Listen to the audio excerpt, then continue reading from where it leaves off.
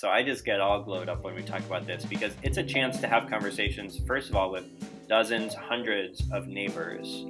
It's a chance to build trust together and to practice democracy in running a member-owned cooperative at the neighborhood level. I think it's also a chance to train and enlist dozens and hundreds of people in Northeast Ohio to advocate for the clean energy policies that we need going forward. Hello, and welcome to Solar for All. This is a podcast dedicated to discussing the intersection of clean energy and solar with the issues of race, class, justice, and equity.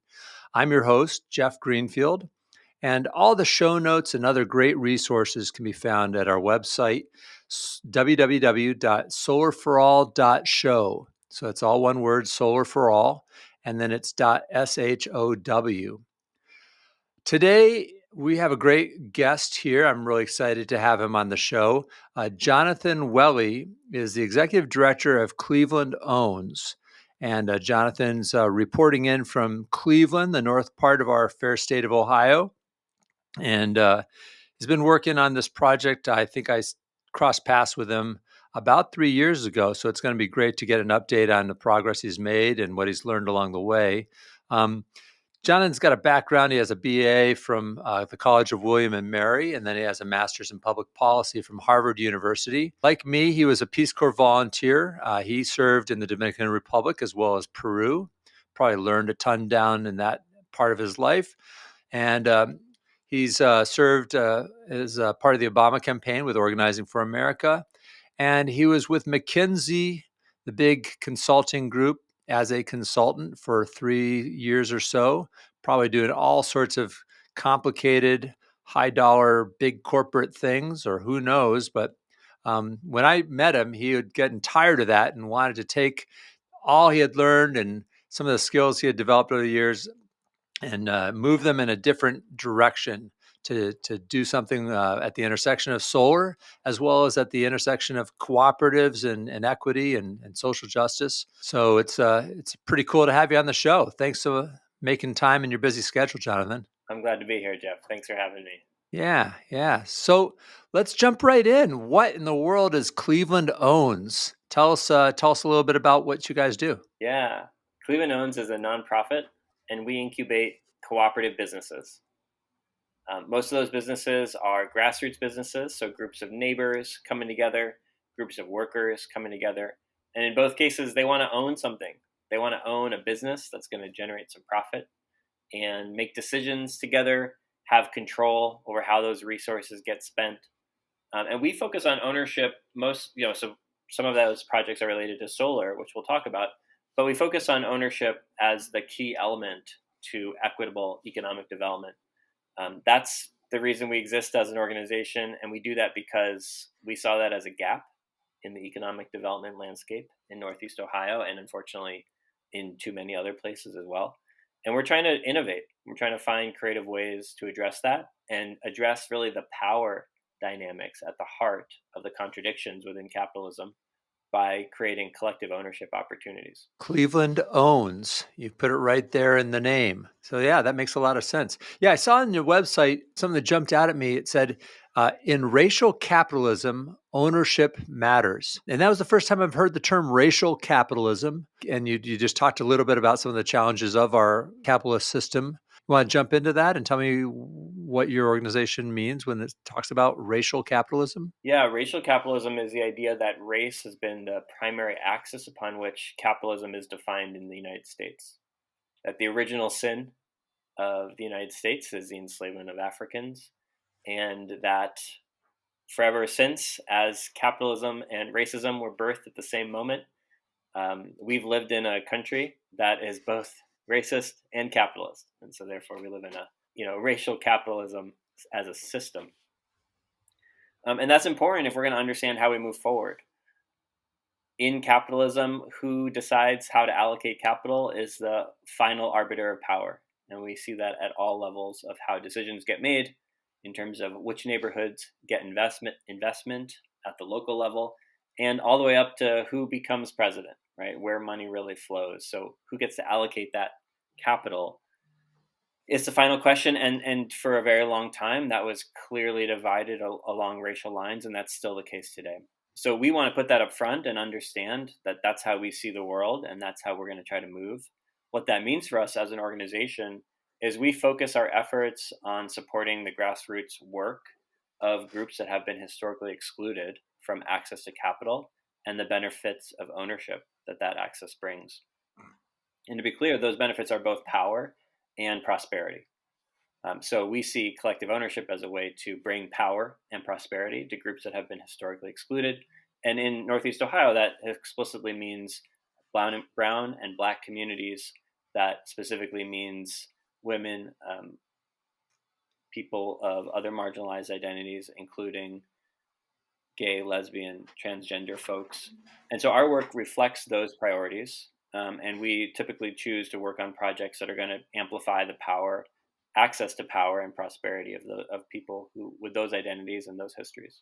Wow. Okay. Well, I think I understand a little bit more than when we started, but I'll have to admit that this is somewhat academic and it's seems maybe stuff that people talk about in Harvard, but how do you talk about this in Cleveland? What's maybe this bring this back down to some more specifics about what it really means for a kid that grew up in one of the neighborhoods that you're working with in Cleveland. How would they describe this to one of their friends?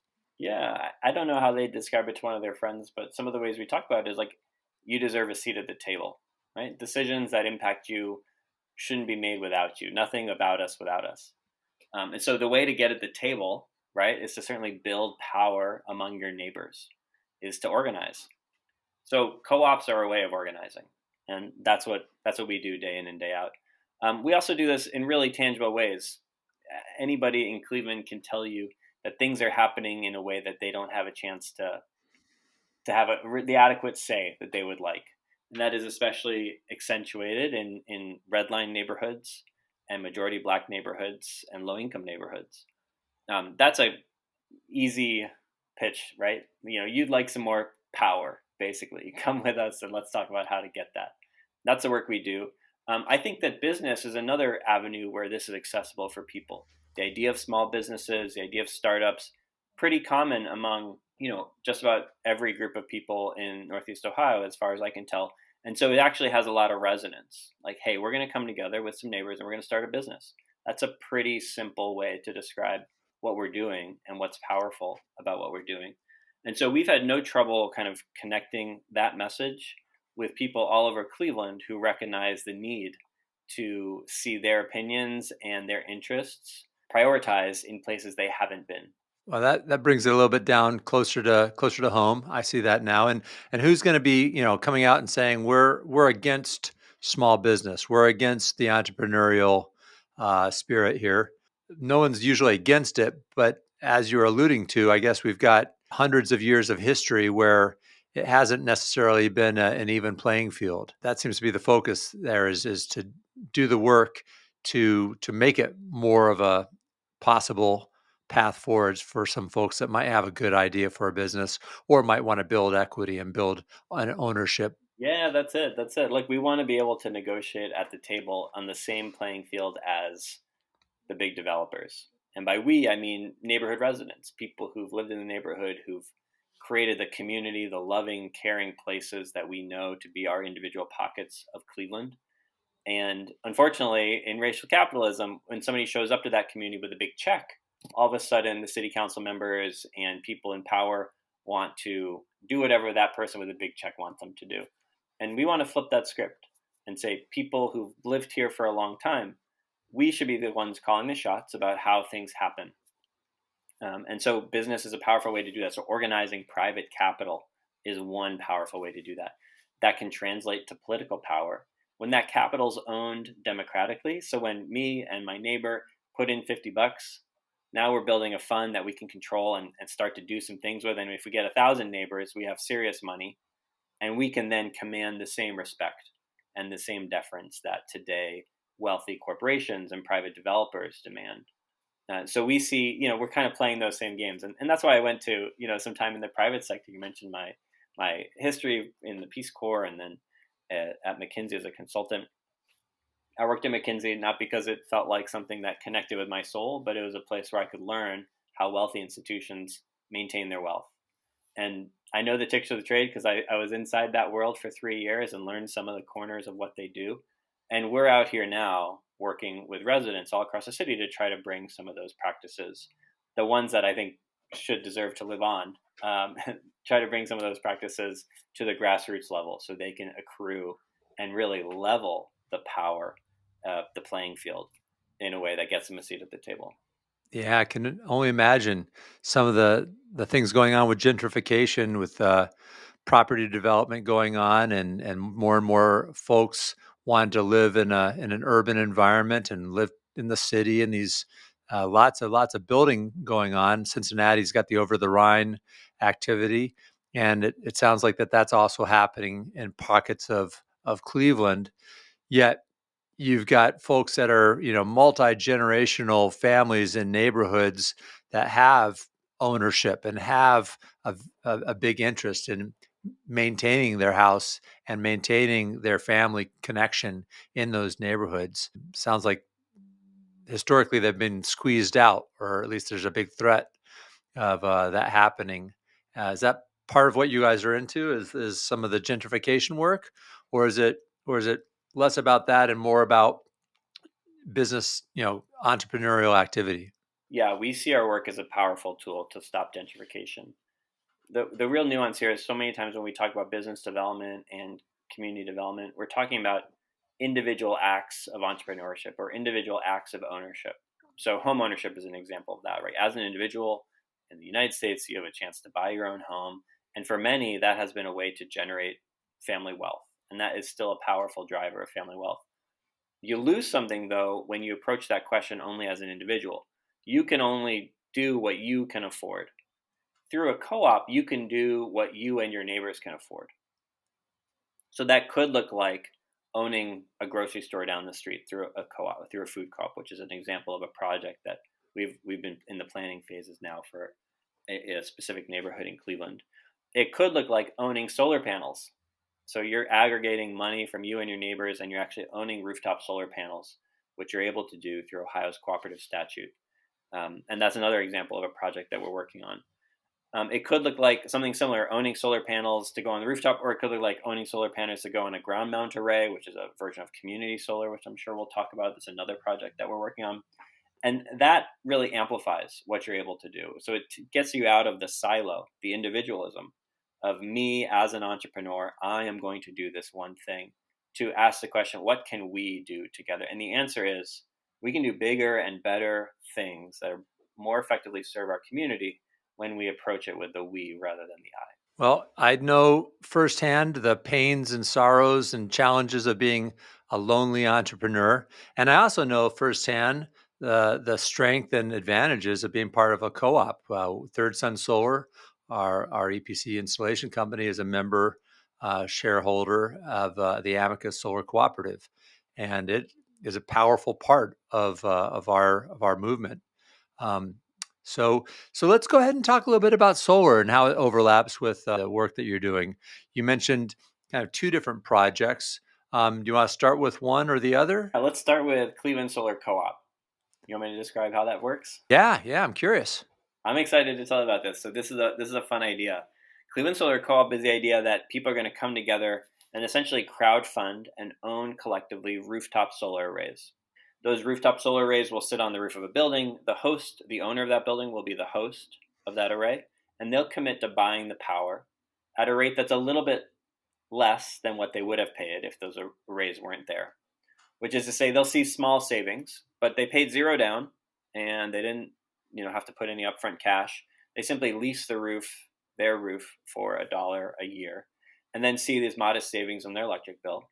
And the grid is greener as a result, and their neighbors, people who live near the host, have a chance to actually own that array and see a very small potential return if the conditions are right and if the board thinks that that's appropriate.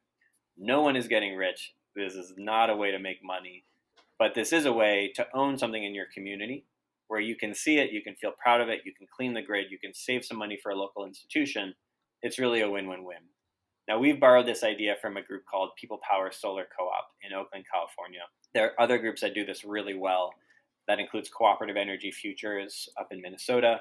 That includes Co-op Power in Massachusetts. Some groups that have found this model to be very successful. We're simply trying to bring that to Cleveland.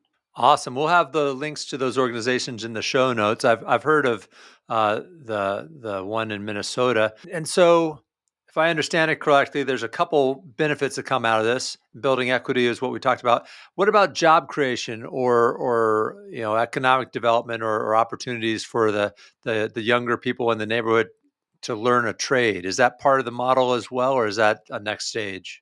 Yeah, I think in the best version of this model, as Cleveland Solar Co-op picks up steam, we would love to integrate workforce development and local capacity building into what we're doing. And so we imagine a series of growth, growth beyond our initial projections, which would include raising money that we need in order to fund the workforce development piece. So as EPCs, engineering, procurement, and construction companies, are doing these installations that Cleveland Solar Co-op is financing and will own, that they're bringing local people with them and training them on how to become installers, how to become engineers, how to do the site assessments that are necessary to install really the hundreds, but then tens of thousands rooftop arrays that we're going to need to install in order to move away from our monopolized, centralized electric utility system of today to the decentralized clean energy system that we need in the future.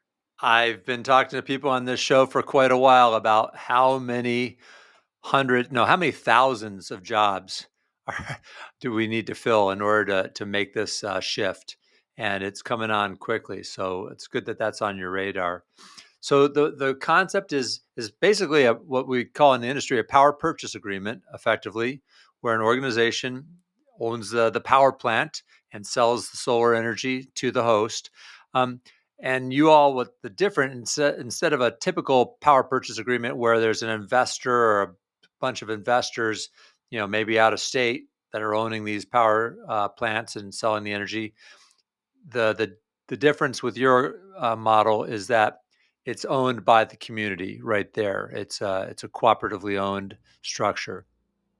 How are you all bringing the tax equity piece into that mix? That's a challenge, I imagine, in the model. I'm glad you brought this up. Yeah, first, let me say the idea that it takes a large tax appetite to get any incentive from the federal government to build solar is a perfect example of how tax codes are meant to benefit the wealthy. Hold on, John. They worked hard to write those very laws. So shouldn't they go ahead and write those laws that benefit them?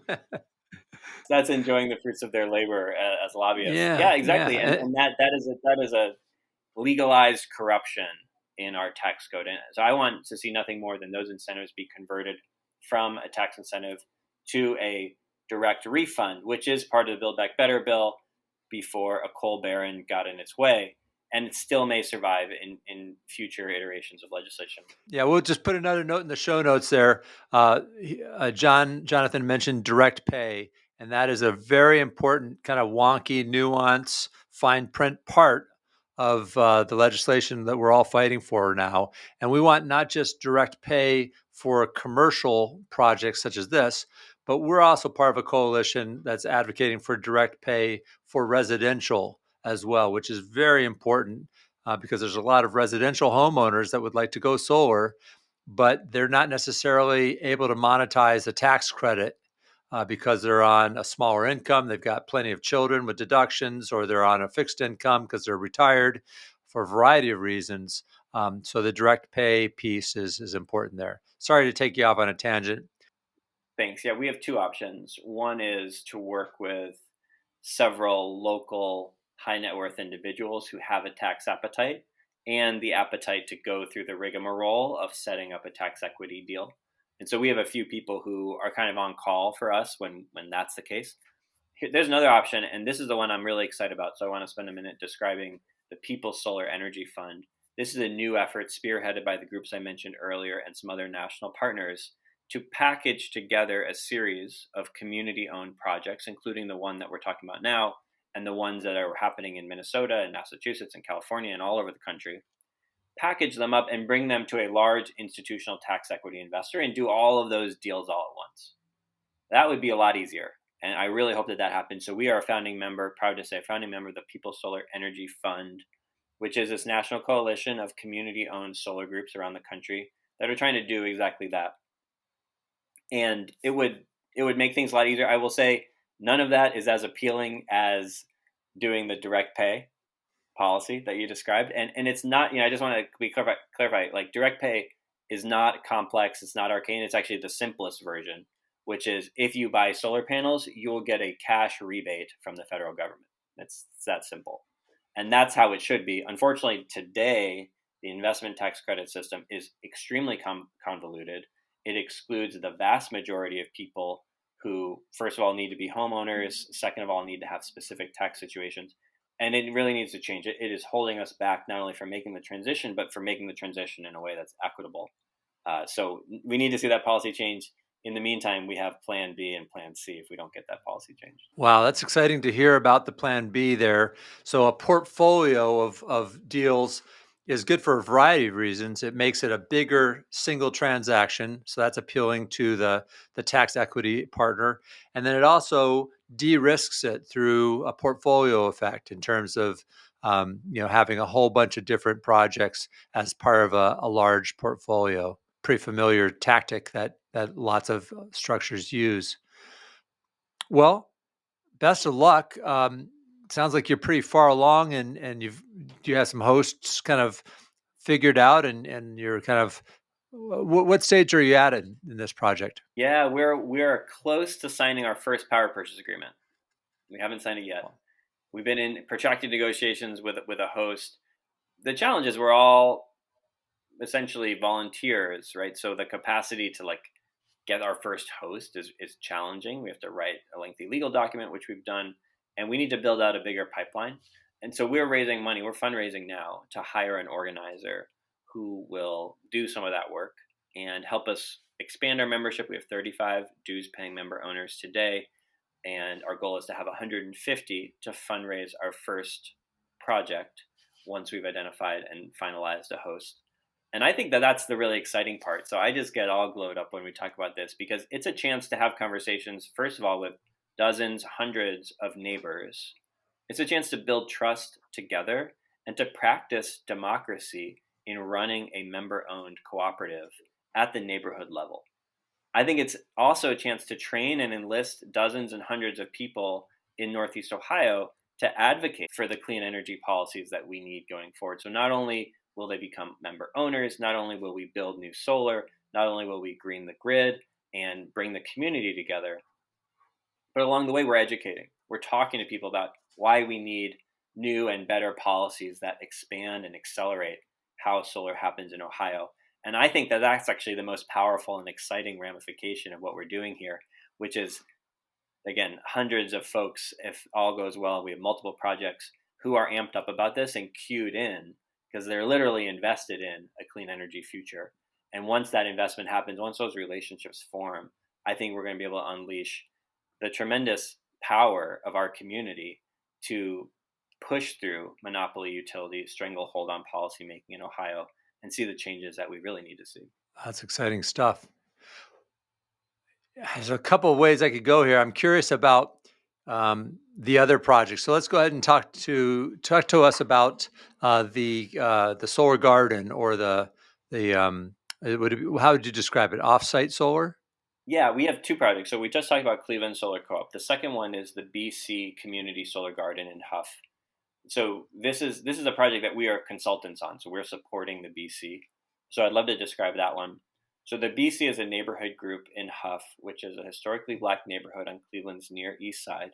And there's a square kind of 10-block radius of homes that have come together, and they formed a group called the BC, which stands for the Block Club.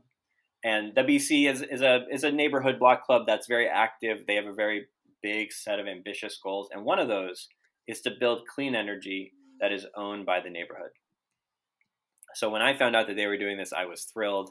And together for the past 3 years now, we've been designing and working towards what would be, I think, the most ambitious and equitable version of community solar in the state of Ohio. So let me describe a couple things related to that. First is the idea of community solar.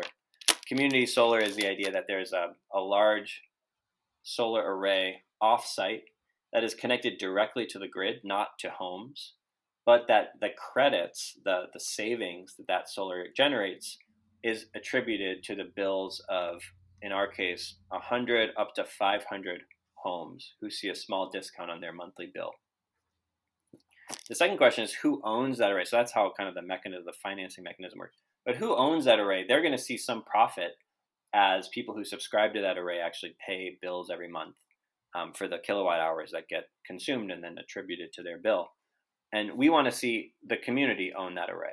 So this is resident-owned community solar, which is a specific version of community solar.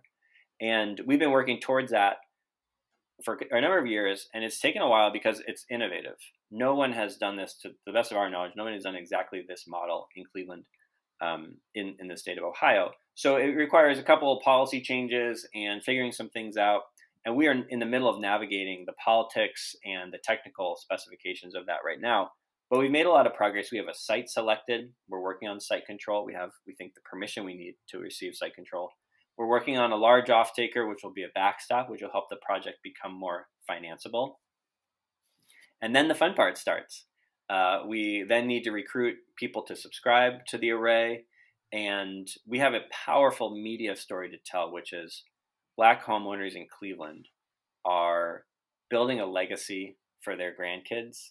They are owning a physical asset in their neighborhood that will stymie efforts of gentrification and a wave of capital that is trying to come in and buy up the neighborhood. And it will build the community unity that's going to be necessary for these mostly Black homeowners to stay in their neighborhood and feel like they own it, in addition to physically owning it financially. So we're thrilled to be part of that project and excited for the day when we can say we have resident-owned community solar in Cleveland.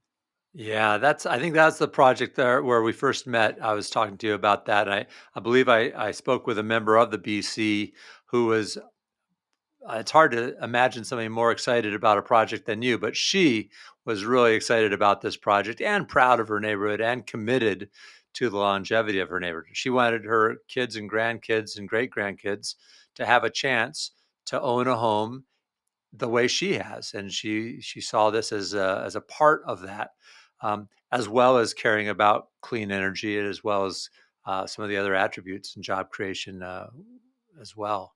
Um, well, how can people support you in this work? It sounds like you've mentioned a couple times fundraising. It takes a lot of work, and you all are volunteers. Is there a way for our listeners to get out their checkbooks, or if they have friends in philanthropy to turn them on to you or send them your way? Yeah, thanks. I mean, clevelandowns.coop is our website. You can learn more there. And yeah, because we're doing something that nobody else has done, first, centering ownership as an antidote to racial capitalism, and two, pioneering some of these new ways of cooperatively owning solar. We're sort of out in left field. Like, we're doing this because we think this is the right thing to do, and we're taking a leap of faith. And every dollar that we've raised is really substantial because we're a small organization. There are 3 of us on staff. We've got a really strong board, and we have about 100 residents who are working on these projects as volunteers, as well as we have 4 other projects that we haven't talked about that we're working on that are in the same theme. So yeah, that support goes a long way. clevelandowns.coop. And I can share links to Cleveland Solar Co-op as well as the BC, each of whom has their own website. So that's the best way to get connected with us. Awesome. Well, there's going to be links in the show notes for those organizations. I would encourage you all to dig in and listen, or listen to look at the activities that they've had. And one of the cooler things I've noticed is how diverse of a group is actually doing this. I mean, we talk about grassroots, but here I am talking to a Harvard-educated, upper middle class guy like myself, about these issues. What's that like? How do you interact with your peers and friends in this? Does it come up about the white savior complex or the outsider versus insider complex? Is that something that you've explored? Yeah, oh, that's a good one.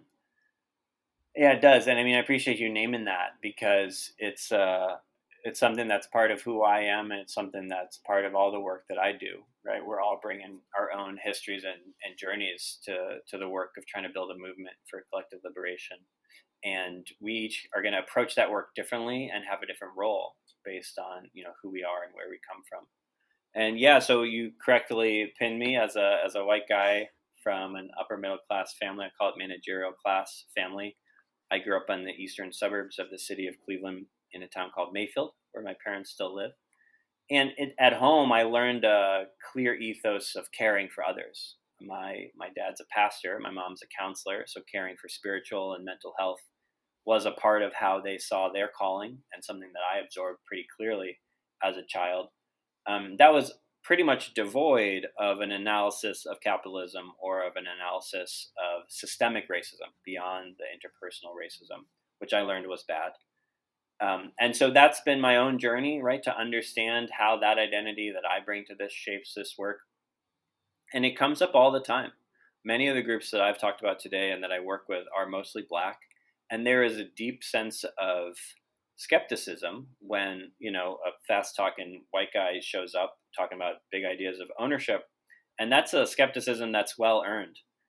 Any history of redlining, any history of racial violence in this country points to many reasons why Black people in Cleveland are skeptical of fast talking, well dressed white people. And there are a lot of good reasons for that, of course. And that's a truth that I have to acknowledge and speak about in a way that is accessible. And that starts by for me that starts by being clear about who I am and sharing that with people. And I think when I've been able to do that in a way that is sincere and that is built upon a work that is grounded in sincerity, over time, I think the groups that we work with have been able to move at the speed of trust and to see that speed accelerate as our trust increases. It takes a long time, and I would say along the way, a lot of lessons that I've learned around humility, around kindness, and around mostly just slowing down and moving at the pace of the group. It's work I'm still doing. I've been helped along the way by some tremendous resources, including mentors, both white and Black, who are willing to pat me on the head and give me guidance through tough situations, um, including some resources, some literature that has been really meaningful to me and really moving. And then a community in the city of Cleveland of advocates, of people who feel committed to the work of collective liberation, who I feel, a kinship with. And I'm really grateful for their counsel and their camaraderie as we all figure this stuff out together. That's some deep stuff there, and I appreciate you being vulnerable and sharing with our listeners, how your journey has evolved and how you approach this stuff, because it's tricky stuff and it's not easy, and I think the lesson of going slow and building trust, that's a hard one for a lot of folks who see the challenges and see the problems and see what they think might be the solution and want to get there quick. And it's you gotta go slow to go fast in some ways if you're going to do it the right way. Well, you mentioned some resources in the Better Together section. Our guests get to share some resources. I'm going to give you an extra credit assignment of not just one book, but maybe you could pull in a couple of the other resources that on that subject of how to squarely address and communicate and explore some of those issues of historic racism and historic bias, et cetera, for folks that earnestly want to help and want to do better and want to contribute towards the solution here, but also know that they need to learn more to be effective. So on that note, let's shift over to the Solar for All Better Together section. This is where our guests get to help our listeners grow and learn and share some of what they know. Part one is the note and promote section, where you get to suggest a book or author or article that you want to amplify and why. So many good ones. Robin D.G. Kelly is the first author I'm going to mention. He's a historian and critic who is a professor at UCLA and has a huge history of reading and writing that I find really moving. And one of those first and early books is Hammer and Hoe, which is a history book. I'll say I was a history major, and so I'm a little bit biased, and you're going to see some history references here as I share some Gotcha. things. Gotcha. It really speaks to the coalition of white and black organizers in the Deep South in the most violent and threatening conditions imaginable. And reading about the ways in which they were able to forge that alliance and create some real wins is inspiring, and motivates me to work through conditions that are in many ways different, but in some ways similar to those. And if I can say a second one, because I got Yeah, thrown yeah. this I extra gave you credit. the extra credit assignment. So yeah, go ahead and get some more in there. Yeah, Roxanne Dunbar Ortiz's Indigenous History of the U.S. is really powerful. I learned a ton through a reading series related to that. Of And for me, that meant understanding the role that my family's played in settler colonialism and how that legacy continues through today, how that impacts the wealth that my family's had access to. There's a lot of learning and richness, for me and for other white people who are listening to this. Those are two places that I'd suggest to get started. Thank you very much. Those links to those resources are going to be in our show notes for folks that want to go down that path. Um, and how about a piece of advice or wisdom that someone has shared with you that you think is would be useful to our listeners? Yeah, okay, I've got a great aphorism that I really come back to. I learned in grad school, which was everybody wants change, nobody wants loss. And in any system you're working in, understanding the loss people are going to have to incur: financial, status, security. What is the loss people are going to have to incur, and how do you offset that in order to see the change that many people will agree that they want to see? Thank you. Thank you for that. It's got me thinking. Um, Well, moving a little bit towards maybe something lighter, maybe not lighter. Music can be powerful in a lot of different ways. Is the Better Together 1+1 playlist, where our community of folks that have been on the pod share two songs, and nothing specific, no rules about it. You just get to pick two songs and artists to add to the playlist, and you can tell us a little bit about why. The Coop, the first words of the song title are "What the Girl." You could go from there. And awesome song, just really fun, upbeat, something funky. I'll always start dancing when I hear that, and it has a powerful message underneath too. And then I'm just jamming out to a song called "Suéltame Bogotá" by Diamante Eléctrico, which is a group that I'm new to, and that is just on repeat for me. It's kind of a fun, upbeat song talking about loving and hating the place you're from. All right, where are those guys from, or those folks from? Let's see. Diamante Electrico is from Colombia. Gotcha. All right. Well, we definitely have a diverse playlist then. We've got, I mean, our historic podcast guests have given us jazz, electronica, classic rock and roll, classical, and now we've got some Colombian dance music with a message. Well, thank you so much, Jonathan, for being a guest on our podcast, and for the work that you're doing, and for the information and knowledge that you just laid down for me and our listeners. Again, it's got me scratching my head and excited about what's going on, 3.5 hours to my north in Cleveland. It's really neat to see the work that you and the other folks that you're working with are coming up with as everyone's trying to do better and innovate. So thanks again. Thanks for having me, Jeff. Good to talk with you.